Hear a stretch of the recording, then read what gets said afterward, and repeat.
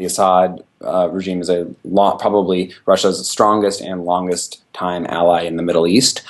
They are a significant weapons client, but I think it goes far beyond that.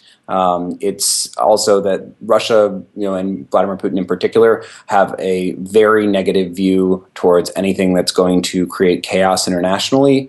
So they see the situation, any sort of intervention, as potentially creating more chaos in the region. And they believe that that's what happened in Iraq after U.S. intervention. They believe that's what happened in Libya after Western intervention. Putin and the Kremlin are, ever since probably the Rose Revolution and the Orange Revolution in Georgia and Ukraine, which were interpreted in Russia as essentially U.S. Provoked regime changes in Russia's backyard. Ever since then, and that was 2003 and then 2005. Ever since then, Russia's taken a very skeptical attitude towards any sort of U.S. involvement or interaction, or whether that's actually military intervention or nonprofit funding or USAID. Russia's skepticism of that has only grown.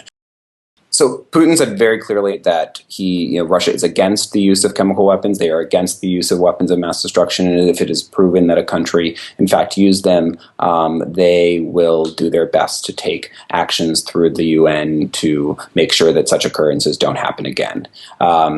Now, the question is whether actual successful action will be able to be taken through the UN, and because there's no accepted standard of evidence. Russian foreign policy is not ideological. There isn't this sense of trying to instill democracy or intervene abroad to protect human rights. Russian foreign policy is sort of the essence of realpolitik. It is they only take actions that they think are going to promote Russia, one, or B, promote stability and sort of the status quo, or if we're talking about maybe promoting trade or something like that. But they're not going to intervene or take actions necessarily on sort of value-based ideological grounds. This is Sonne for the Wall Street Journal in Moscow.